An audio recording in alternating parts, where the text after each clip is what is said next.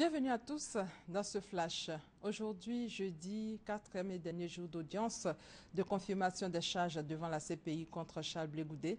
Les juges de la Cour pénale internationale vont avoir 2 mois pour décider de renvoyer ou pas à un procès l'ancien ministre de la Jeunesse de Laurent Gbagbo. Charles Blé Goudé est tenu indirectement responsable de certains actes criminels pendant la crise post-électorale.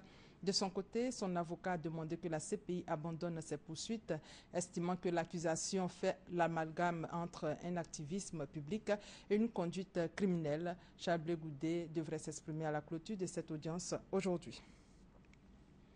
Le chef de l'État a reçu hier les ambassadeurs du Japon et de l'Union africaine.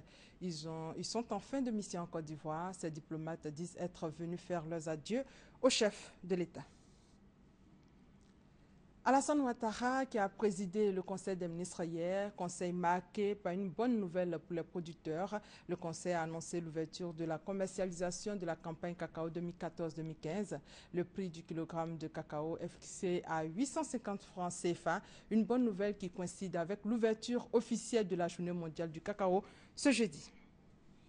L'appel de Daoukro, lancé par le président Rikona Bédié en faveur d'une candidature unique du chef de l'État Alassane Ouattara en 2015, vise la stabilité de la Côte d'Ivoire. Message du président de l'Assemblée nationale Guillaume Kibafori Soro hier, et c'était à la cérémonie d'ouverture de la 2e session ordinaire de l'institution. On fait le point avec Léon Brou. Retrouvailles ce mercredi à l'hémicycle à l'occasion de l'ouverture de la 2e et dernière session ordinaire de l'année en cours. 245 sur les 253 députés répondent à l'appel. À leur côté, le Parlement malien, les chefs traditionnels du Haut-Sassandra, le corps diplomatique, les chefs des institutions internationales et nationales, avec à leur tête le Premier ministre Daniel Kablan-Duncan. Dans son discours d'orientation, le président de l'Assemblée nationale révèle la prise en compte par le gouvernement de l'amélioration des conditions de travail des députés. Guillaume Soro invite ensuite ses pairs parlementaires à accompagner l'État dans ses efforts de développement du pays, des efforts toujours, selon le chef du Parlement, reflétés par la hausse du budget 2015. Je voudrais ici rappeler que notre rôle à nous parlementaires, dans le dispositif de mise en place du budget de l'État, est principalement de veiller à ce que les règles qui encadrent l'élaboration de la loi de finances soient respectées. Ces règles, ainsi que les moyens de contrôle du processus budgétaire mis au service du Parlement par la loi organique relative aux finances publiques, pour lui permettre d'assumer de manière efficiente ses obligations constitutionnelles, doivent être utilisées dans le sens de l'amélioration de la procédure d'adoption du prochain budget de l'État.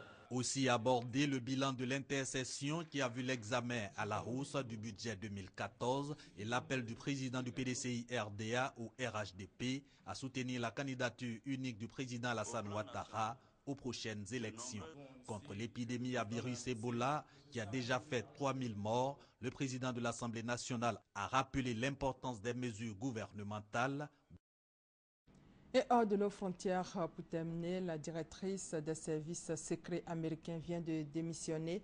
Un départ dont il était question depuis le début de la semaine après les révélations de plusieurs erreurs commises par ces services dans la protection rapprochée de Barack Obama et de la Maison-Blanche.